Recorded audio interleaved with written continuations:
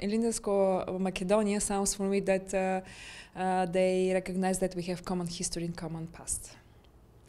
Because this is a very important part of Bulgarian history. It's very important momentum for their history. So for me sounds that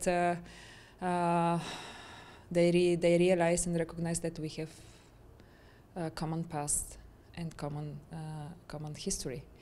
But this is something that I understood yesterday, that this is one of the names, absolutely new for Bulgaria, because the 5 fathers that were on the table long years didn't include Ilindsko-Macedonia, and it's something that, of course, they are bilateral negotiations, and